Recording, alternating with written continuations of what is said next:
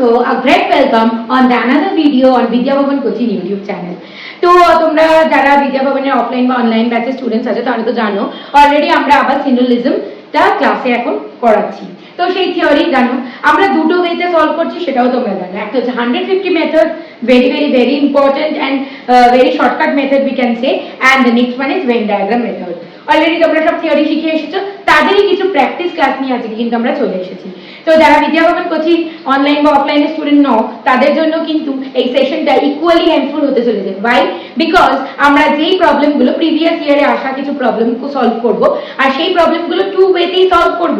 কোনো YouTube channel এখানে নেই যারা আমাদের কিনা একই প্রবলেম দুটো ওয়েতে সাইমালটেনিয়াসলি করে দেখিয়েছে, বাট উই ডিড ইট। ওকে, তো চলো কথা আর বাড়াবো না, ডিরেক্টলি চলে যাব। তার আগে যদি তাদের উদ্দেশ্যে একটু বলছি, যাদের 150 মেথড অন সিলোজিজম জানা নেই তাদের ক্ষেত্রেই কটা কথা একটু জাস্ট আমি বলে দেবো, যেগুলো কিনা খুবই হেল্পফুল হতে চলেছে। তো চলো, syllogism class 1, this is the practice class 1। ওকে, তো কি বলবো একটু দেখবো। ধরো একটা স্টেটমেন্ট দেওয়া আছে অল এ আর বি। এই এটাকে আমরা কি বলি জানি? সাবজেক্ট। ওকে, আর বিটাকে বলি কি? প্রেডিকেট। আর যারা বিদ্যা ভবনের কোচিং এর স্টুডেন্ট তারা তো জানো অলটাকে আমরা কি বলি? Quantifier and are is known as copula. ঠিক আছে, তো আমরা এই সাবজেক্ট প্রেডিকেট এগুলো এত বললাম কেন? বিকজ 150 মেথডের জন্য কিন্তু এটা খুবই দরকারি। ওকে, কি জন্য দরকারি? দুটো জিনিস শেখাবো। Restatement. What is that restatement? ধরো দেওয়া আছে অল না, আমি সাম দিয়ে দেখাচ্ছি। সাম, চলো বেটার অল এই দেখেন, অল এ আর বি।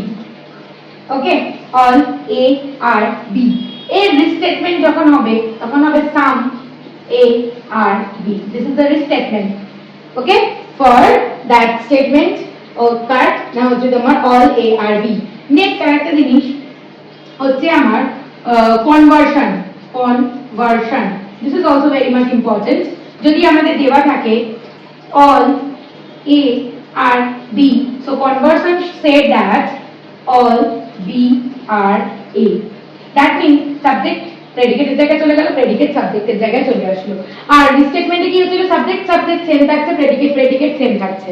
ওকে, তো কিছু রিস্টেটমেন্টের কনভার্সন অল, সাম নট আর নট, এই চারটি স্টেটমেন্ট আমাদের জেনারেলি হয়। তো এইগুলোর ক্ষেত্রে কি হয়? রিস্টেটমেন্টের কনভার্সন তারই একটা চার্ট এক্ষুনি দেখে নেব। ওকে, তার আগে একটু ছোট করে বলে দিই ভেন ডায়াগ্রাম। এইটা বললাম আমরা কি, এই রিস্টেটমেন্ট বা কনভার্সনটা লাগবে কোথায়? 150 মেথডের ক্ষেত্রে কিন্তু লাগবে, মেথড দিয়ে যখন সলভ করবো তখন। আর ভেন ডায়াগ্রাম মেথডে যখন সলভ করবো তখন কিন্তু কি লাগছে? তখন আমাদের যেটা লাগবে সেটা একটু বলে দেই, অল এ আর বি। এই স্টেটমেন্টটাকে আঁকবো কিরকম করে? ভেন ডায়াগ্রাম মানে হচ্ছে basically circle representation. All A are B মানে প্রত্যেকটা এ বি। ওকে, নেক্সট এটা যেটা লাগবে some A are B. Some A are B means this one, this portion, এইটুকু A are B same. Okay, next করব some A are not B, মানে এখন নয়, ভবিষ্যতের মধ্যে রিলেশন হতেও পারে এরকম, আপাতত তারা দূরে আছে। নেক্সট এটা করব no A are B, no A are B. Okay, no A are B মানে এদের মধ্যে কোনোদিনই কোনো রিলেশন হবে না। নো এ আর বি বা নো এ আর বি লিখি, no A are B. Okay, so these are the primary or the basic Venn diagram for these 4 types of statement. আর আমরা এখানে করে নিলাম রিস্টেটমেন্টের কনভার্সন। এই রিস্টেটমেন্টের কনভার্সনের একটা চার্ট করব, যেটা কিনা আমরা রিডিউস করে এক্ষুনি নিয়ে ফেরত আসছি, বিকজ এই চার্টটা কিন্তু আমাদের 150 যখন আমরা সলভ করব তখন কিন্তু কাজে লাগবে। ওকে, তো চলো এটা আমাদের রিস্টেটমেন্টের কনভার্সনের চার্ট, যেটা কিনা আমরা বললাম এক্ষুনি 150 মেথড দিয়ে when we try to solve syllogism, তখন কিন্তু আমাদের এই চার্টটা ভীষণ important. What is it? Restatement মানে আমি এক্ষুনি আগে তোমাদের বললাম, রিস্টেটমেন্ট মানে সাবজেক্টের জায়গায় থাকবে, প্রেডিকেটের জায়গায় থাকবে। আর যে সাবজেক্ট প্রেডিকেট ইন্টারচেঞ্জ হয়ে যায় কোনো স্টেটমেন্টের ক্ষেত্রে, this is known as conversion. তো রিস্টেটমেন্টের ক্ষেত্রে all always changes to some never changes. সামের কোনো রিস্টেটমেন্ট হয় না, সাম নটেরও কোনো রিস্টেটমেন্ট হয় না, আর নো এরও কিন্তু কোনো নো এরও হয় রিস্টেটমেন্ট, মানে সাবজেক্টের জায়গায় থাকবে আর প্রেডিকেটের জায়গায় থাকবে, তিনটেই হয় সাম নট। এক্সাম্পল দিয়ে বলে দিচ্ছি যে দুটো হয়। এক্ষুনি বললাম অল এ আর বি এর রিস্টেটমেন্ট, যদি আর বলে আমরা রিস্টেটমেন্টকে ডিনোট করবো অলওয়েজ, আর এস টি মানে রিস্টেটমেন্ট হয়ে যাবে সাম এ আর বি। দেখো সাবজেক্টের জায়গায় আছে, প্রেডিকেটের জায়গাতেই রয়েছে কিন্তু। This is known as restatement. রিস্টেটমেন্টে all always changes to some. Some আর সাম নটের কোনো কনভার্সন হয় না, মানে রিস্টেটমেন্ট হয় না বলেছি। আরেকটা জিনিস দেখবো এক্সাম্পলের ক্ষেত্রে, সেটা হচ্ছে নো। যদি থাকে নো এ আর বি, কোনো এই বি নয়, তাহলে রিস্টেটমেন্টের ক্ষেত্রে ওটা গিয়ে হয়ে যাবে some not, some A are not B. So this is the example for restatement. আমরা যখনই অঙ্কগুলো করব তখন আরো ক্লিয়ার হবে রিস্টেটমেন্ট আর কনভার্সন দিয়ে ভিউজ গুলো। তো চলো নেক্সট যেটা দেখছি কনভার্সন। কনভার্সনের ক্ষেত্রে এক্সাম্পল দিই A all A are B and কনভার্সনে অল চেঞ্জেস টু সাম, তাহলে some B are A is correct. কেন আমরা বলেছি কনভার্সন মানে সাবজেক্ট প্রেডিকেটের জায়গায় চলে যাবে, প্রেডিকেট সাবজেক্টের জায়গায় চলে আসবে। দেখো সাম চেঞ্জ হয়ে সামই থাকে, তাহলে কনভার্সনের ক্ষেত্রে সাম এ আর বি যদি দেওয়া থাকে তাহলে ওই কনভার্সন স্টেটমেন্ট কি হবে, সি মানে কনভার্সন স্টেটমেন্ট, এইটারই হয়ে যাবে সাম বি আর এ। দেখো সাবজেক্ট প্রেডিকেটের জায়গায় প্রেডিকেট সাবজেক্টের জায়গায়। নেক্সট যদি দেওয়া থাকে নো এ আর বি, নোটাও সেমই থাকে, no B are A. Subject প্রেডিকেটের জায়গায় প্রেডিকেট সাবজেক্টের জায়গায় যাবে কনভার্সন স্টেটমেন্ট। সাম নটের কোনো কনভার্সন স্টেটমেন্ট হয় না। তো এক্সাম্পল দিয়ে আমরা বলে দিলাম, এক্সপেক্টেড এটা থেকে তোমাদের ভিউটা অনেক ক্লিয়ার হয়েছে। তো চলো এরপর আমরা আরেকটা চার্ট শিখবো যেটা কিনা আমাদের 150 মেথডের জন্য ভেরি ভেরি ইম্পর্টেন্ট। তো চলো আমরা বললাম যে 150 মেথডের জন্য আমাদের কিছু ফর্মুলা লার্ন রাখতে হবে। এই 8টা ফর্মুলার উপর বেস করে কিন্তু আমাদের সবকিছু দাঁড়িয়ে আছে। কি কি? অল আর অল, এই দুটো যদি স্টেটমেন্টে দেওয়া থাকে মেইন কনক্লুশন অলে হবে। রুল দেখাবো যখনই অঙ্কগুলো করাবো, নিশ্চয়ই তোমাদের দেখাবো। সাম প্লাস অল, যে দুটো স্টেটমেন্ট থাকে পরপর, তিনটে স্টেটমেন্টও দেওয়া থাকতে পারে, তোমরা বলতে পারো যে স্টেটমেন্ট 1, ম্যাম যে তিনটে স্টেটমেন্ট দেওয়া থাকে, স্টেটমেন্ট 1, স্টেটমেন্ট 2, স্টেটমেন্ট 3। দেখাচ্ছি, আগে রুলগুলো বলে দিই। সাম প্লাস অল যদি হয় তাহলে main conclusion will be on some. Next all plus no যদি থাকে main conclusion will be on no. Some plus no some not, no plus all some not, reverse, minus means reverse, subject predicate উল্টে যাবে বলবো এক্সাম্পলে। No plus some some not reverse, all plus some কোনো conclusion আসবে না, no conclusion.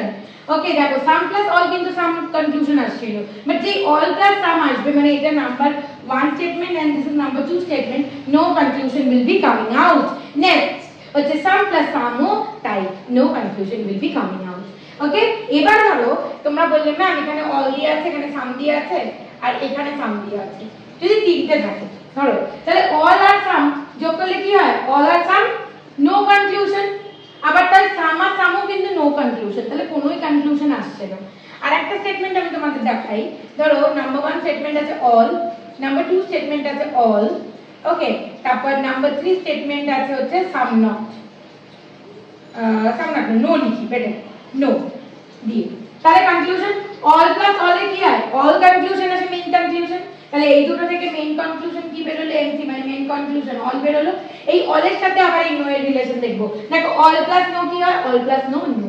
So the main conclusion with the help of these three statement will be no. Main কনক্লুশনটা কিন্তু no তে আসবে। আগে এই দুটোর মেইন কনক্লুশন বার করব, তারপর সেই মেইন কনক্লুশনের সাথে 3 নাম্বার বার করব। যদি একটা স্টেটমেন্ট থাকতো তাহলে সেইটা এখান থেকে মেইন কনক্লুশন আসলে নো, নো এর সাথে ধরো এখানে সাম থাকতো, তাহলে নো আর সাম কি হয়ে যেত? সাম আর নো হয়ে গেল সাম নট। ওকে এরকম ভাবে কিন্তু করতে হবে। এক্সাম্পল করব, আজকে যেহেতু এই থিওরিটা একটু বড় বড় বলতে হলো তাই জন্য আমরা দুটো এক্সাম্পল করছি। ঠিক কালকে ক্লাসে, নেক্সট ডে ক্লাসেই তোমরা আরো একটা প্র্যাকটিস ক্লাস পাবে থ্রু দ্যাট মেথড, মানে অ্যালং উইথ ভেন ডায়াগ্রাম 150 মেথডে পাবে, যেটা বললাম কোনো ইউটিউব চ্যানেলে কিন্তু তোমরা দুটো একসাথে সলভ করানো হয়েছে এরকম মেথড পাবে না। ওকে আর চলো নেক্সটই আবার কি পাবে? নেক্সটই আমরা পাবো হচ্ছে গিয়ে আমাদের আরেকটা, মানে মোট 3টে ক্লাস আমরা পরপর 3 দিন পেতে থাকছি, ইদার অর নিদার নর এর আগে। বেসিক ক্লাস বলবো যেটা কিনা আমরা দুটোই দিয়ে মানে দুটোর সাহায্যেই সলভ করব। দুটো সাহায্যে যদি সলভ করা শিখি তাহলে কি হবে? পরীক্ষা যেটা মনে হবে, যেটা তাড়াতাড়ি হবে সেটাই করব। ঠিক আছে, চলো তার আগে একটা জিনিস একটু বলে দেব। ধরো ঠিক আছে, চলো ওটা অঙ্কেই দেখাবো। ওকে, তো চলো এটা ইরেজ করে আমরা নতুন অঙ্ক নিয়ে ফেরত আসছি। তোমরা বোর্ডে দেখতে পাচ্ছ যে স্টেটমেন্ট দেওয়া আছে অল এশিয়ানস আর ওয়াইজ, অল চাইনিজ আর এশিয়ানস। ওকে, দেখতে পাচ্ছ। তো কমন কি? এশিয়ান। ওকে, আর অল আমরা বলেছিলাম অল প্লাস অল হলে the main conclusion will be on all, ঠিক আছে, বলে দিয়েছিলাম আগে। আর এই দুটো কমন, তার মানে যদি আমরা একটা z লিখি, দেখো তার এই পোরশনটা আর এই পোরশনটা কমন না, তাই তো? এটা একটা রুল, এরকম দু রকমের z হয়, এইটা একটা z, আর একটা যখন আমরা পরে কোশ্চেনে করব তখন দেখাবো, যখন এরকম z ফলো করবে তখন নিচ থেকে উপরে যেই দুটো কমন সেই দুটোকে বাদ দিয়ে এরকম করে কেটে দেব, দিলে নিচ থেকে উপরে ফলো করবে। তার মানে অল, যেহেতু দেখো all plus all always answer main conclusion will be on all, তাহলে মেইন কনক্লুশন যেটা বেরোচ্ছে, আমি একটুখানি হিন্টটা চেঞ্জ করে দিই তাহলে তোমাদের বুঝতে সুবিধা হবে। আমার মেইন কনক্লুশন কি বেরোচ্ছে? এমসি মানে মেইন কনক্লুশন বেরোচ্ছে যে all all Chinese are wise, নিচ থেকে উপরে উঠবে আর ওটা দেখো all Chinese are wise, this is my main conclusion। চলো দেখে নিই আগে সেটা আছে কিনা। all Chinese are wise আছে, all Chinese are wise মানে মেইন কনক্লুশন কিন্তু এইটা। এবার আমরা বলেছি প্রতিটা জিনিসেরই কিন্তু কি হবে? রিস্টেটমেন্ট হবে আর কনভার্সন হবে, এইটারও তাই এটারও তাই। কেন? যেহেতু অল দিয়ে স্টেটমেন্টটা আছে তার কনভার্সনও হবে রিস্টেটমেন্টও হবে। কনভার্সনে কি হবে? কনভার্সন মানে কি? সাবজেক্ট প্রেডিকেট চেঞ্জ হয়ে যাবে। দেখো এশিয়ান আর ওয়াইজ দিয়ে কোনো কিছু আছে কি? এশিয়ান আর ওয়াইজ দিয়ে কিছু আছে? এশিয়ান আর ওয়াইজ দিয়ে আছে? নেই। তার মানে এই স্টেটমেন্টটার এশিয়ান আর ওয়াইজ দিয়ে কিছুই নেই, তার মানে এই স্টেটমেন্টের কনভার্সন দিয়ে কোনো কিন্তু নেই কনক্লুশন। রিস্টেটমেন্ট মানে সাবজেক্ট সাবজেক্টের জায়গায় থাকবে, প্রেডিকেট প্রেডিকেটের জায়গায় থাকবে। তাহলে কি হবে? রিস্টেটমেন্টে অল চারটা মনে করো, রিস্টেটমেন্টে অল হয়ে যায় সাম, তাই তো? তার মানে সাম এ মানে সাম এশিয়ানস আর ওয়াইজ, সাম এশিয়ানস আর ওয়াইজ আছে? নেই। এশিয়ান ওয়াইজ দিয়ে কিছুই নেই। নেক্সট চাইনিজ আর এশিয়ান দিয়ে আছে? চাইনিজ এশিয়ান দিয়ে, চাইনিজ আর এশিয়ান দিয়ে আছে।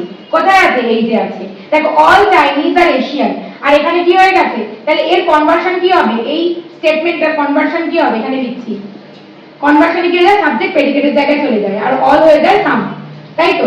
কনভার্সন, এর কনভার্সন তাহলে কি হবে? Some Asian are Chinese, this is the conversion of the statement। এটাও কিন্তু একটা কনক্লুশন হতে পারে।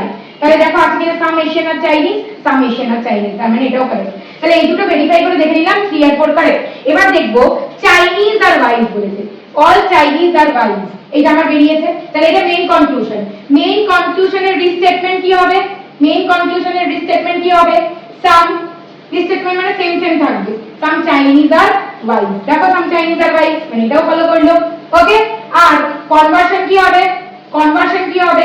মেইন কনক্লুশনের কনভার্সন কি হবে? সাবজেক্ট প্রেডিকেটের জায়গায় চলে যাবে, প্রেডিকেট সাবজেক্টের জায়গায় চলে যাবে আর অল হয়ে যাবে সাম, সাম ওয়াইজ আর চাইনিজ। কিন্তু দেখো এখানে কি আছে? অল ওয়াইজ আর চাইনিজ, এটা কি হবে? হবে না। ঠিক আছে, তাহলে আমরা 150 মেথডে দেখে নিলাম কি 1 3 and 4 ফলো হলো, 1 3 and 4 ফলো হলো। এবার এই সেম অঙ্কটাই আমরা রেড পেন দিয়ে করে দেখি কি যে আমাদের ইসেতে ফলো হচ্ছে কিনা, বলো ওটা ভেন ডায়াগ্রামে কি হচ্ছে। ভেন ডায়াগ্রামে কি দেওয়া আছে দেখো, স্টেটমেন্টই সবসময় ভেন ডায়াগ্রামে আসতে হয়। অল এশিয়ানস আর ওয়াইজ, অল এশিয়ানস আর ওয়াইজ, ডান।